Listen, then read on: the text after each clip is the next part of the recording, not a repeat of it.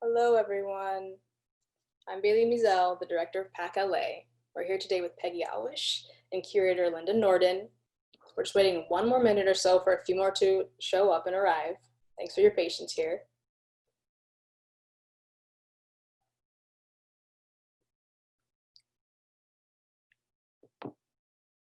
Hi, welcome.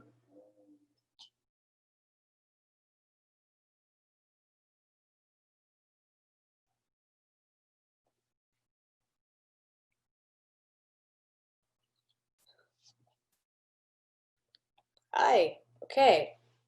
So hi, I'm Bailey Mizell, the director of the Photographic Council of Los Angeles. We're here today with Peggy Alvish and Linda Norden. Just a quick note about PAC. Our work at PAC is empowered by an evolving conversation, inviting people to be engaged and inspired by photography and art, photo-based art. I want to take a moment to thank our membership base for their ongoing support and love of photographic arts, and for making PAC what it is today. I also want to give another shout out to our board member, Leslie Rubinoff, for coordinating this talk today. Here on my screen, I'm sharing our landing page. If you have, you can go to our website at paclosangeles.com to find our newsletter and sign up there. You can also find our Instagram here, follow us there. And if you have any questions in the future about any events or this current event now, you can reach us at our events email here. You can also find us at our YouTube and Vimeo pages at Photographic Arts Council Los Angeles for any past recordings of our talks that you might have missed, including this one here today. And next week, of course. So basically, just a little breakdown of today. Peggy and Linda's presentation will go for about 45 minutes, and then the remaining 15 minutes will be for Q&A and questions at the end. During the presentation, please feel free to add your questions and comments in the chat and the Q&A box at the bottom of your screen. Just to go ahead and now introduce our panelists. Peggy Alvish is an experimental filmmaker and media artist, recognized for using a palette of technologies and practices, including Pixelvision, drone and heat-sensitive cameras, 16mm film, Machinima, and other textures and aesthetics required for her subject matter. Her working films have been presented at the Whitney Biennial, New Museum, Carnegie Museum of Art in Pittsburgh, Film at Lincoln Center, MoMA PS1, Pompidou Center in Paris and France. And that's just to name a few. I'll go ahead and add the rest of her bio and Linda's bio in the chat if you'd like to read further. Her current exhibition, Peggy's current exhibition, Heartland, which she'll present today, is live at JOAN through December 19th, JOAN Los Angeles. A bit about Linda Norden. Linda Norden is a curator, writer, and part-time professor of art history, theory, and criticism, currently teaching for the BFA and MFA programs at the MoMA Art Academy in Malmö, Sweden, and at Cornell. Quick note about JOAN. JOAN is a Los Angeles-based nonprofit space for exhibitions, performances, and screenings with a focus on emerging and underrepresented artists. And so there, I'll let them take it from here. Peggy and Linda, I'll return at the end to help moderate and to do the Q&A. And again, please do add your comments and questions in the chat, and I will add their bios there as well. Thank you. Thank you to the Photographic Art Foundation for inviting us to do this. I don't even know if I got the name right. PAC, did I? No, Photographic Art Center, yes? Photographic Arts Council, Los Angeles, PAC LA. Los Angeles, forgive me. I looked at all the pages, but I'm gonna turn this over very quickly to Peggy. I'm just delighted for you to invite us to share some of our very, very first impressions of this show that has literally just opened 2 hours ago, and which we were installing right down to the wire. So we haven't had a chance to really internalize it, and you may be helping us with that. But I am delighted to get feedback and to think about Peggy's work specifically in terms of the photographic quality. There's so many other things to think about in her work, but she is, among other things, an incredible capturer of images that reinforce and enlarge her directing skills at getting real people in a very real world to perform in ways that are embodied rather than imposed. And she's known for that and for using media, all of the varied film technologies and effects that she works with in ways that are organically in sync with whatever narrative or subject matter she's shooting. So just to give one example, because I really want the lion's share of this event to be Peggy talking, the project that's called Kansas Atlas in this current show, which is, should I try to show an image of it? Hold on 1 second. I have hold on. I've got to just get up to the screen share. Or maybe I can introduce it while you're looking. Yeah, introduce it. That'd be great. One of the installations, it's all video installation, and one of the installations in the show is called Kansas Atlas. It's a recent work. It's a double screen video that's split like this, like a Rorschach, a lot of the footage in the piece. It started in maybe 2016. I was very concerned about the election and kind of how we got into this point in the United States with Trump's popularity. And I spent a lot of time in Kansas over the many decades. So I thought to do a piece about the center of the country, the heartland of the country. And you see those big graphical maps of the red states and the blue states, and you, even though they misrepresent because most states are purple, you see this incredible impression of the coast versus the heartland. And my partner's from Wichita, and I've been there many, many times, and his family are Democrats. Anyway, it's just the background of it. And basically, we went there and shot with a drone. A lot of really beautiful landscapes, the fields, the plowing of the fields, a number of different locations around the state. The wind turbines, beautiful material. But I wanted to get something that kind of made bigger metaphors about the center of the country and the coast. And in Kansas, in a little town called Lebanon, Kansas, it's supposedly the geographic center of the 48 states. So when you go to Lebanon,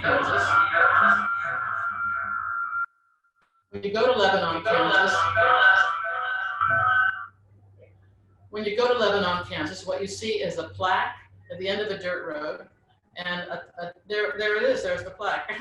All right, what a good thing. Yeah, and we shot a lot of drone material there, but it was just fascinating that it was a very hollow center and basically empty. And so it just becomes this broad metaphor of a sort of extended reach of the center and what it means to be the center of something and what it means to be on the periphery. And also another reason why it's double screen.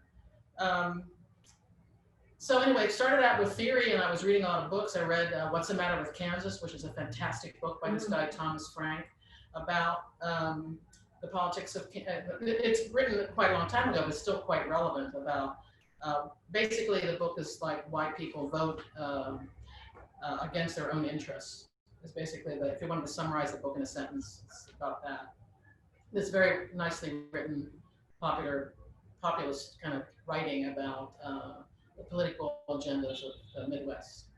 And sort of combining like theory and some history with these different locations and an aesthetic that was on many levels about the landscape as a body, about ownership of space. What do you see when you look out onto a landscape? What do you own with your eyes when you look upon private property? And these issues just weave in various ways through the piece. So maybe about class in some ways, because a lot of Kansas is very depressed economically. And it kind of explores outsiderism and many things, the themes of Kansas, but Do you want me to? That's a good enough summary. Thank you. No. Maybe I went on too long. No, that's fantastic, and I'm thinking that maybe to get to the way those things are manifest in images and the way you shoot and the particular technology you chose, which was mostly drone, in the film itself, I should play the video. Okay. Should I? We have an excerpt from the double screen, so we can play a chunk of it. Is that all right? Sure. Let me stop it. Is it going? I'm not sure. There it is. It's sharing.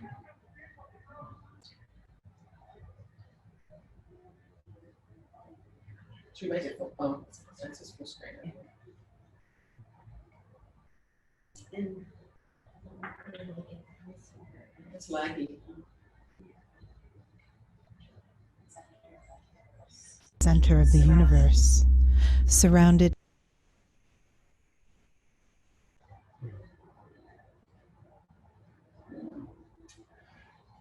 but you can Maybe we should show see. the slides.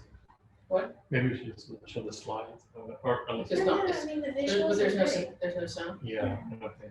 That's not- Do you want to describe what it is? Can they hear me? Can you hear us? Yes, yes. Okay, so maybe Peggy, since we can't seem to get the sound to play with these two computers without getting the feedback, Peggy's just going to describe what you hear in the gallery space while you're watching this, which is a beautiful text by Marianne Shaheen. Yeah, I mean, basically the text at this point, she says, It's a voiceover. there's a voiceover. We're not getting the voiceover. Anyway, it's, you know, Amelia Earhart flying over Kansas. You know, what did she see? She says she's running out of gas. Is documented that she says when she's flying over. I don't know where she was flying over, but not Kansas. Maybe she's from Kansas. She's from Kansas. I thought she's from this She's from town. Kansas. No, she's not from Lebanon. Oh, okay. But she's from Kansas. We could read the voiceover from the. I have it here. booklet. I have it. Read a little bit. I'll read it. Peggy will read I'll for read you. it. Just a phrase. Establishing a center relegates all else to the periphery. The panopticon's central observer keeps watch over the inmates in its periphery. My GPS system continually recalibrates to place me at the center of the universe. Surrounded by blank fields on a grid, I see myself reduced to a blue dot moving along a line. I'm flying over huge land tracts divided into rectangles that cut across animal habitats, smoky bluffs, and undulating prairies. I fantasize about jumping out of the plane, eager to make contact with the loamy soil, to impose my body's curves onto the rectilinear fields. Floating up like a passenger in my own body, a traveler being lifted above empty spaces that I have never been or seen before, places of sublime vastness, wide absent spaces, no houses, no buildings, no parking lots, no shopping centers, devoid of signs of human habitation. Over fields and forests, oceans and deserts, prairies, massive herds of buffalo. Among the nameless fields, and for the first time, I feel completely at home. Beautiful. And that gives you, so exit stop share. I think, you know, that's one perfect example of the Peggy's talent at responding to a technology that's incredibly contemporary in conjunction with a set of social, political, cultural circumstances and behaviors that are really contemporary at the time she's doing this, and finding ways to play with each of those so that your experience of a given film that she's doing is experiential before it's textual, even though, as you heard her say, they're rooted in a great deal of theoretical reading and thinking. Somehow or other, Peggy, more than any artist I know, has managed to make that thinking organic through the manifestation of the work. And it's both in the technology, in this case, the combination of the drone footage and that vantage, which is something that is remarkably part of our collective unconscious right now, and yet present tense. And the way she works the image, these gorgeous images that do justice, I think, to both the editorial commentary about the place she's looking at and the beauty, the particulars, you know, the specificity of the beauty and the scale.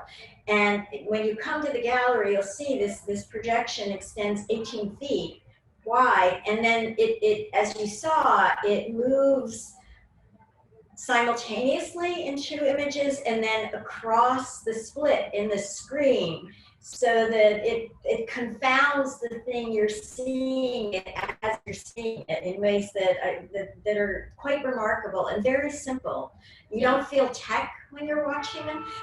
In addition, I should say, there are two, let me see if I can get this picture. We need like a third person to do the screen share, but I'm going to share again an image of the installation share. Okay.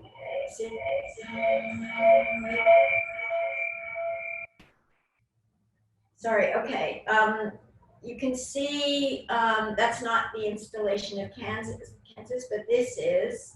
And can you see in front of the image, should I do it full screen or can I move this in a way that will make it more simple? I've just put the keynote full screen.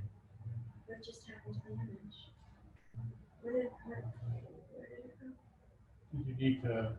Here, share. I think, I'm sorry that it's so. I'm not getting the image. I had it on, sorry. It was right here. I could just interject here. Yeah. You know, for my purposes, well, I've made some work with a heat-sensitive camera, with a FLIR camera. And I use I like interesting, unusual technologies, but I usually use them again at cross purposes to how they're designed. And most people associate a drone with either an annoying spy person who's spying on you, or the military. And I was just interested in sort of repurposing the drone to something that was able to be more subjective to the artist, something that showed material that was sort of inherently, formally beautiful, maybe related to the body in very specific ways, the feminized body perhaps, and something that showed the patterns of human activity in a not more gentle way, but in a way that was sort of more humanistic use of that technology. And it's true what Linda says, over the years I have used a variety of technical means at cross purposes to how they're designed. And I have also worked in a number of different stylistic ways. So shooting with a drone is like not necessarily my thing, but I was able to do this project specifically with that technology because it related to my subject matter and my emotional pitch that I wanted the imagery to have.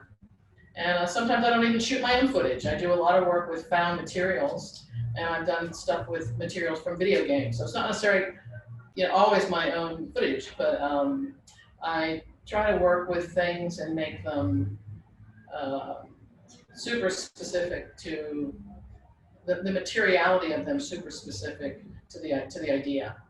So in some ways, I've been criticized for not having a signature style. That's crazy. Do you think that's crazy? Yeah, That has I happened to find me. that- That happened to me a lot. That is crazy. Yeah. And what's the elaboration of that criticism? Well, it's like, you know, I'm unpredictable in some ways, and people like to read a signature style, I think, Right. Or they want people to do the same thing for a long time. I have just not been able to fit that mold, for better or worse. But that is your style. I mean, if you think structurally about what you do, and my relationship to Peggy is as a curator who works in gallery spaces, not black box, even though my first encounter with Peggy was seeing films she was making in the 90s when we were both teaching at Bard. In the black box. In the black box. And then we did a project together with a film she was working on at the time that actually hadn't been finished, and which I'll get to in a minute, called The Ape of Nature. But I think that the signature in your work is a process and a relationship between form content and material and ideas and location and people, persona, behavior. She also does an amazing job. She works often with a lot of the same people over time who are not professional actors per se entirely, and yet her direction is such that they perform themselves in ways that is another example of being in sync with a type of art and a relationship to performance that I think was really of its moment.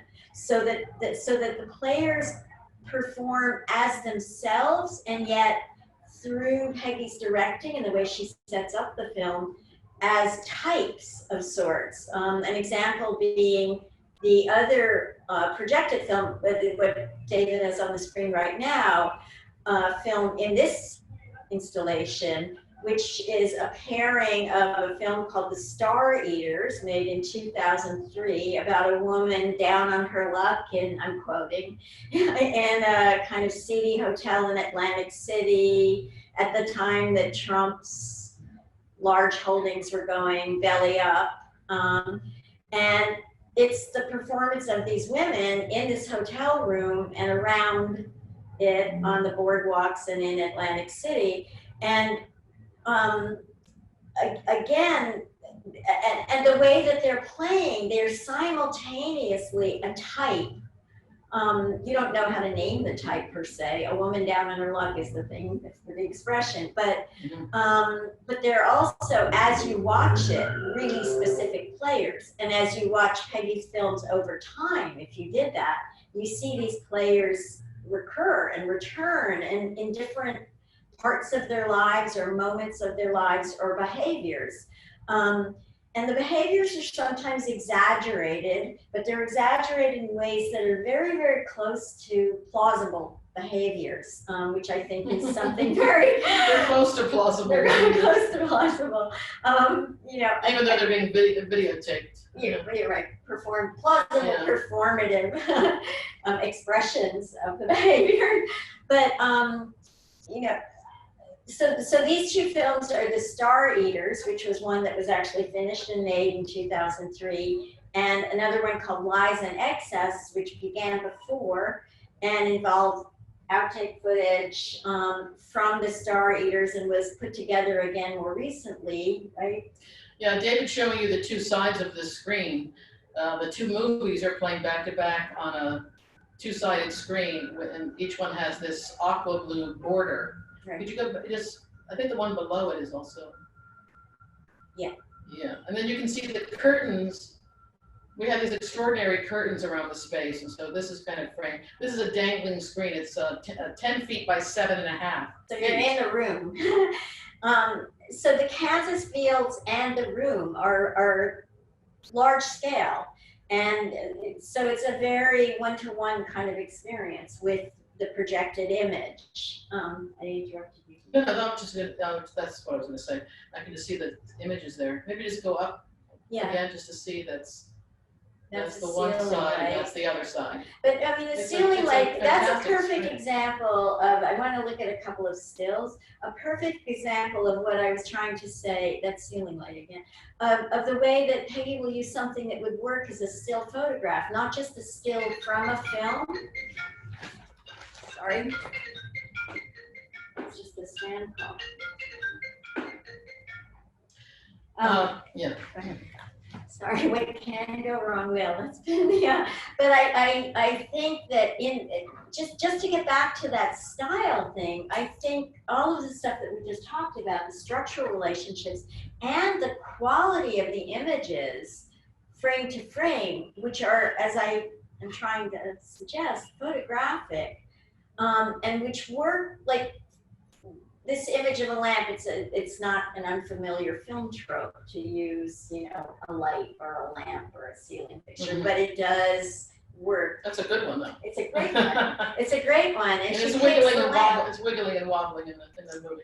So I mean, anyway, I just think that all of those things are so distinct. So I think it's just laziness to say that you don't have a style. Oh, well. And I think, you know, there is a way in which Peggy's works are at once synchronous with the moment in which they're made and technologies that might be in the culture. But they're also of a they're almost medius in the way they fold in on themselves, because she does use a lot of outtakes. She doesn't throw anything away, you might say, so that footage can be rethought. Footage from one work that is an outtake can be rethought in another work. And one of the third project, or fourth, in this particular show, which is called Bethlehem, up on the monitors, which is actually projected on 3 monitors, was one she made for the show she did with me 10 years ago at that time. And it's an homage. It was begun, and correct me if I'm wrong here, as an homage to Bruce Conner, and specifically around Totally. The issues of found footage. and his use of found footage, right? So with her own, and there was a conceit in it that she was using her own found footage. My footage as found footage. As found footage, exactly. Not her own found footage, right? Right.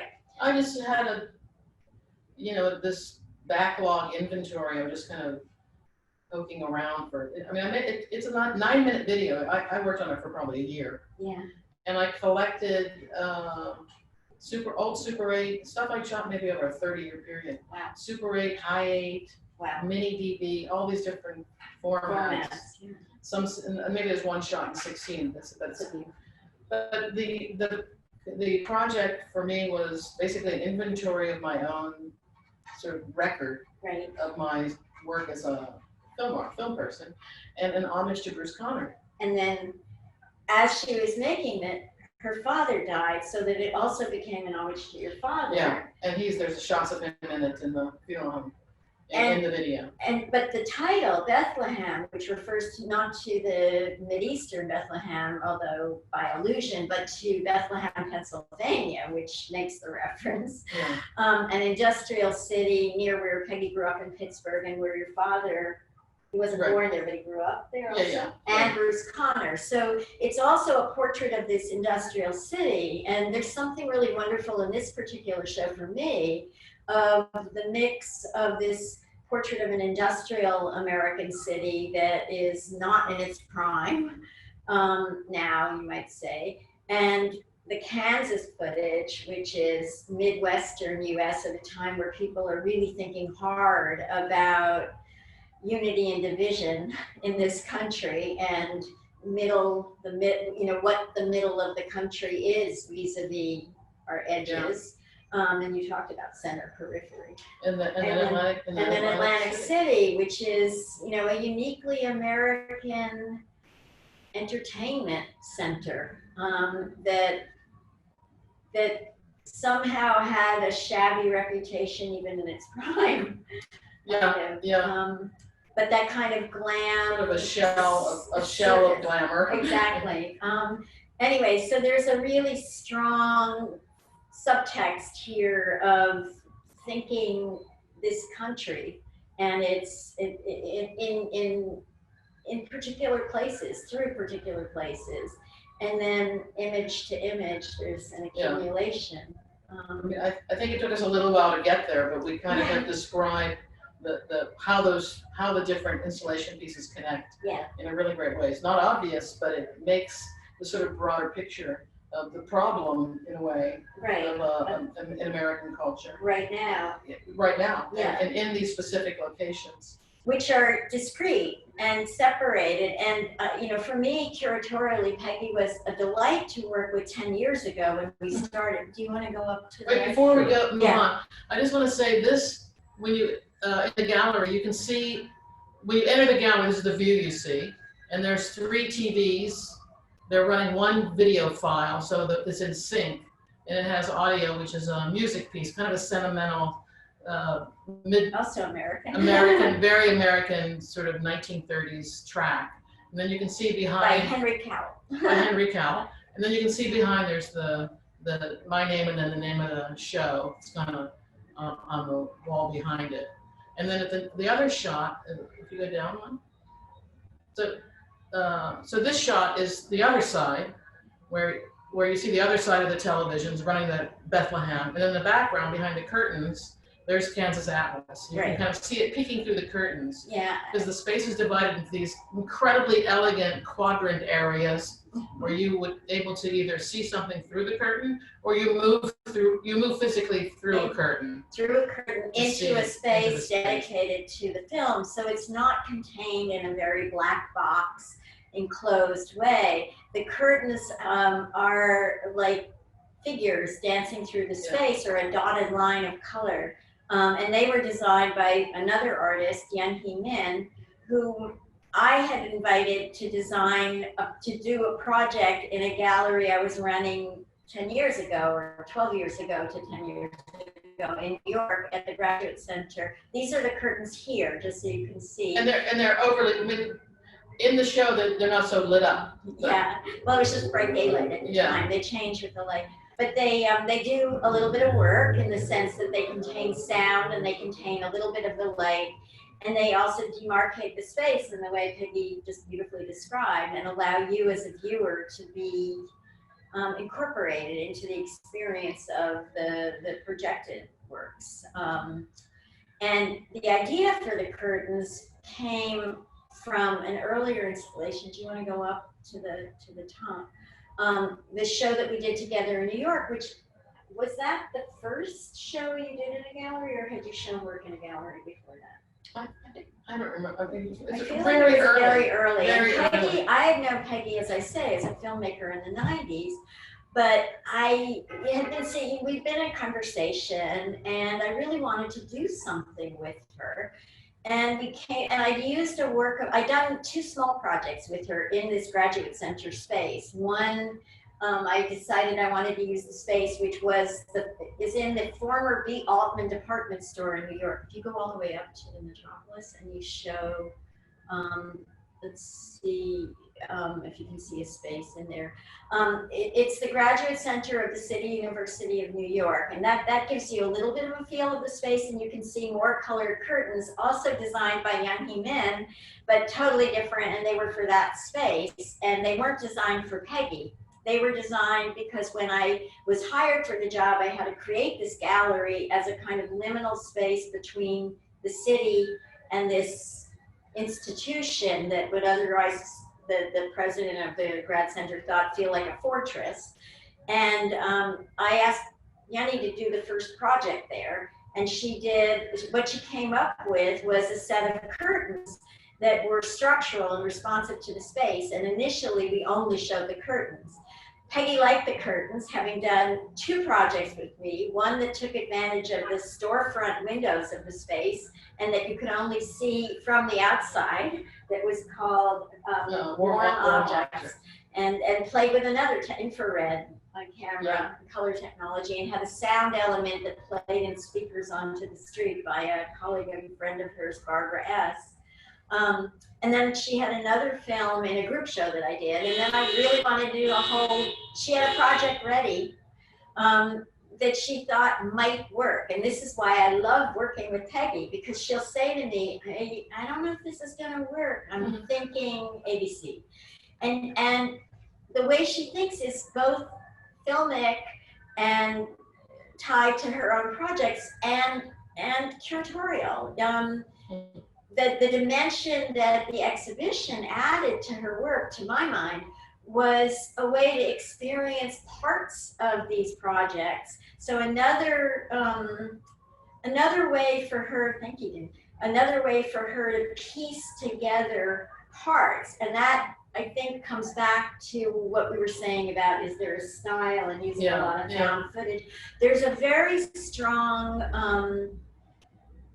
what would I call it in film? It's not montage. It's a collage mindset, but it's in time of piecing together individual footage or images that work differently when they're used in different orders or for different projects with different structural underpinnings.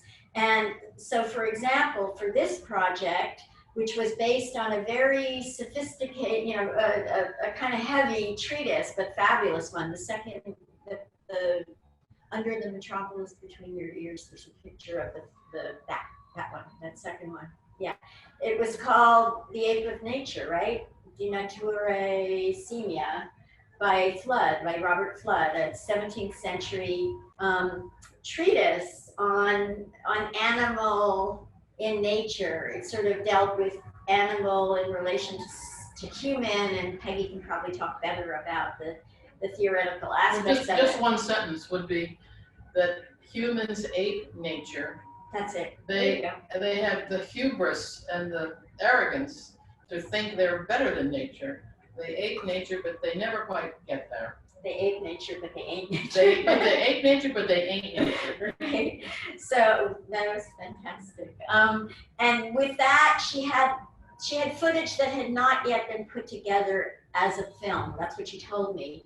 And I had a space that I designed intentionally to maximize the flexibility of the presentations I had to do on a minimal budget, because in a space like JOAN or the Grad Center, you can't build a wall every time you need a wall. So I had 3 movable walls, and we used, you know, we really played with them. If you scroll down just through the install, you can see the project was, again, correct me if I'm wrong, I understood it as an allegory. It was filmed both in Pittsburgh, where Peggy's from, another industrial city, in using the motif, the particular fact of its Pittsburgh having contained a very large number of industrial glass factories, which by the early 2000s, when she was filming, there was only one, and she filmed in that factory, which is also kind of old school factory where people stand around blowing glass at a furnace, but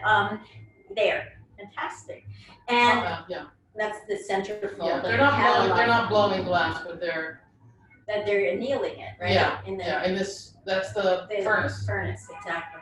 And then allegorically, she worked also on the Hudson River. That's what that couch was, in a mansion on the Hudson River, which is in a town, I think it was in Hudson or something. Tivoli, near Bard College, where Peggy's, as you heard, emeritus professor and has taught for many years in the film department.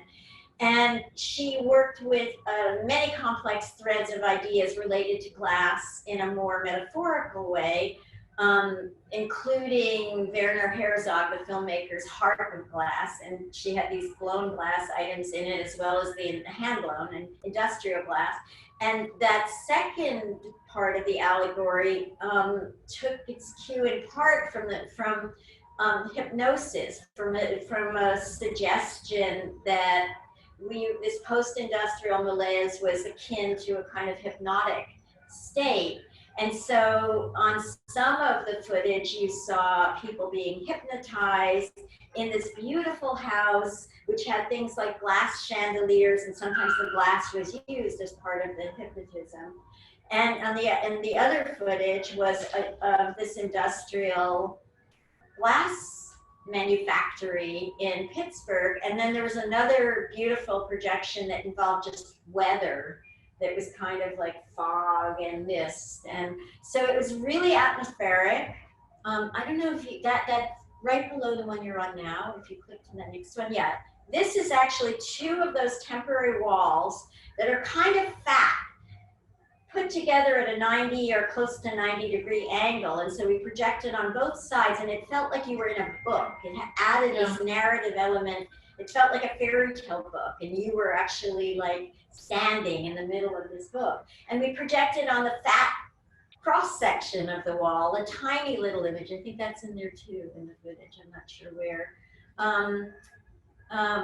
But yeah, I think that's it. That's on the very narrow edge of one of the walls, a small projection. And then at the very end of our installation, we've been installing 2 weeks, Peggy said, you know, I've been working on this film for a very long time, and I kind of think it might fit. And she asked me if we could show Bethlehem. I had to look at it. And you had me look at it. And then you said it was going to be projected on monitors, and then I had this idea to do multiple monitors, and we put them in a little star-like configuration, which we've mimicked here, and people love that. It added a kind of personal. There they are.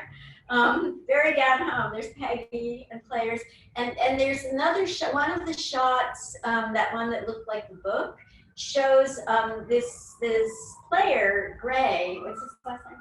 Gersten, who is both in Bethlehem. You can see him sitting there. He's in the Ape of Nature, but he's also in Bethlehem. So you have this sense of like a troupe of players who are people as well as not actors. And the curtains that Yunhee had made, Peggy loved them, and so we left a few of those up. We would take them up and down over the course of the shows I did for 2 years and use them where they were in exhibitions. And when we came to do a show together here in LA for JOAN, which is a space, I'm on the board in an advisory role because Summer Guthrie, who directs it, was a student of mine years ago. At the time Peggy did this show, or just before. And I love the space, and I also thought, a lot of people know Peggy in LA, but she's not that familiar. The work is not that familiar, and the people who did know her would love to see her. And I was hoping it'd be great to do an LA show. And she wanted to show, she asked if we could maybe get Yunhee to do curtains. Yeah. So in a way, this show, Heartland, is in a way a reunion of some sort of the three of us. Right. We actually have a picture of the three of us. Yeah. There. That's our There's the three of us from earlier today. But so that kind of lays out, really, the shows have a lot of overlap, but they're really different in terms of the content of the films, even though Bethlehem's in both. Star Eaters and Kansas are really quite different. Yeah. I mean, Linda spoke so lovingly and well about, thank you, about my use of the players and having the, mostly women, in these situations. I always set up situations for the women in certain spaces, and sometimes with certain kind of specific guidelines and sometimes not so many guidelines. And I'm interested in small group interaction and almost in an ethnographic way about people's relationships and kind of about how relationships fall apart and how it's like the sort of, whatever the thing is you maintain to be social as it starts to fall away. It's a very interesting. Yeah, you get that moment. Like a social decay of some kind. Right. But I tend to that. This as a friction with normal reality. But the work, the work is varied. I've worked for a very long time. I've made all kinds of different stuff. But Linda curated these particular pieces for the show Heartland, and I think as we talk, I realize that the connections are very, very strong. Even the one shot with a drone and one shot with a DV cam. No, I think they're really strong, especially the American. So ethnographic right now. I mean, to think of us as a populace that are really varied and not as good as we need to be in getting along, despite this big country. But here's another still from Kansas, of the double screen Kansas, and you can see the little globes at the bottom of the frame. Did we talk about the iPads? No. I don't think so. Anyway, there's these globes that are kind of sit on pedestals in front of the projection. I don't know if there might be a better shot. There is one better shot further. No, that's it. Is that the only one with the globes? Anyway. But in those globes, there they are. Yeah, in those globes are two iPads which have footage from the same, also of Lebanon, Kansas. Is that Topeka, Kansas. And so that you're simultaneously watching 4 different things, and yet it feels extremely seamless. That kind of tension between trying to pay attention to a lot and the sense that it's all of one is palpable when you're standing in the space. I love it. And I also love the very, very different photographic quality of the different projects in this space. Kansas, the colors are really sharp and high contrast and bright. And there's a sense of kind of landscape, you know, very strong landscape, lateral spread kind of feel to it. And then Star Eaters and Lies in Excess is very cramped. I mean, I think that the frame was a new idea. Peggy thinks constantly about what's going to enhance the experience of the visual, the sort of kinesthetic experience where you're responding to color and shape and claustrophobic versus expansive, all subliminally, with no instruction or explanation necessary. You'll feel it when you're here. But the difference between the kind of slightly faded footage of this, which is Lies in Excess, which is silent, and then the more intense footage of the Star Eaters on the other side, I don't know if we have, yeah, which has a sound element. And then the really super intense saturated colors of Kansas, which are also in Bethlehem, but you feel them very differently on a monitor from a screen. Yeah. And Bethlehem feels interior and like you're in the mind space.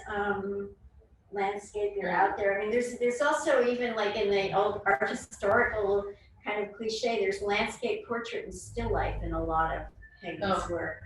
That's how the artwork is divided up into those three art things. history, those are the genres. Oh. Could you go back up to the one that was kind of brown, up another, and another. I just wanted to say what that is. That one. Then the one below it, that one. The one below, that one. This is, again, the bifurcated drone footage. And it's a town called Greensburg in Kansas. And Greensburg was leveled by a hurricane, like 95% of the town wiped out by a hurricane. And then they rebuilt. And it just seemed such a amazing Midwestern spirit of life to be able to take the town and rebuild it. And I have a lot of aerial footage of it.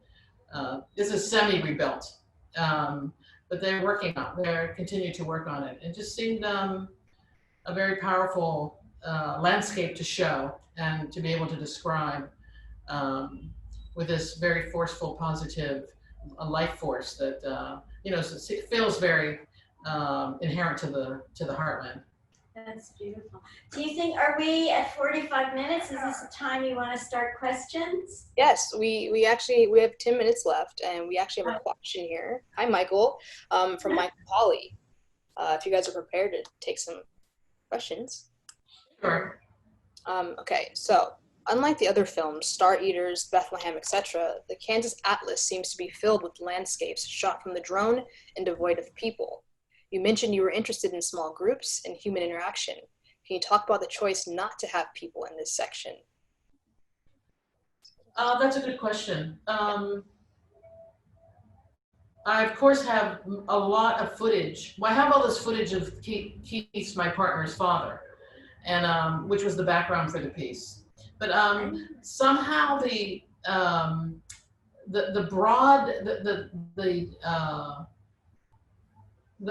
drone footage made this dreamlike landscape that I was very, very interested in. And so the piece just kind of took off in this other direction of like the landscape as a body, the landscape maybe as a female body, the landscape as something which had been maybe a traumatized body. So I allowed that piece to go in that direction. We're seeing works, that's from 2019. The Star Eaters is from 2003. How many years is that? 16. 16 years. So the range is of it's selective, of course, from my body of work. But the reasons for doing the landscape piece that way was just as I said. I was in this, also I was in this very as we all were, I think, thinking about politics, and I didn't want to make it specifically about a person. It wasn't supposed to be about Keith's dad. It was supposed to be about this kind of general ennui or reflection within the culture. So the piece just ended up that way. Maybe I'll make another piece with that footage, or I could show it in some other way, because it's actually quite fabulous. But it just didn't fit. Right, we actually have a follow-up to that. Michael followed up and said, was this your first work with a drone? No, I had other things with the drone, but I'm not a drone operator, by the way, and I'm not, I mean, I use all these technologies to make art with, and I don't profess to be an expert in any of them. I would never be hired as a drone operator, but I have hired a drone operator. But in this case, we shot all the footage, we shot all the drone footage ourselves. Okay. We have another question here from Paula. Paula Ely. What do you consider the role the artist is in addressing the division between the Midwest and the coasts? You want to take that? The artist, huh? I mean, I think I've done that. Yeah, I think she's done that. I mean, I would, as an interpreter, as a viewer, because I'm not the artist, Peggy is, but I think of you as having a very strong sense of the place you're from, Pittsburgh, both in terms of film and in terms of just its own history as a city. So I think, you know, as opposed to somebody like me, who's born in New York and still lives in New York and was only away, you know, just so to curate in Boston. And I'm a German Jewish first generation, but I don't think of New York when I think of myself. I am very identified with New York, but my project doesn't stem from being a New Yorker. I feel like you have a very strong sense of this country.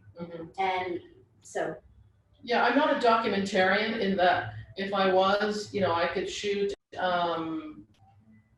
a documentary about the Koch brothers who are in Wichita. There's Operation Rescue. There's Mike Pompeo, the Secretary of State, is Kansas. I mean, these are things that are like, maybe people would know them from the news. Maybe people should know about them. And they would have their own thoughts about, you know, the politics. But my job is not to represent the politics. This is everyone's job to read the paper and figure it out and have a political position and bring that information. People don't come to the work, you know, naively. They come to the work with all this other information they have already impacted in their lives. So I want the work to sort of add to that in its own terms. As does that make sense? Yeah, I would like you to actually say more about that. I think that there is a way that the looking that your work invites makes you stop.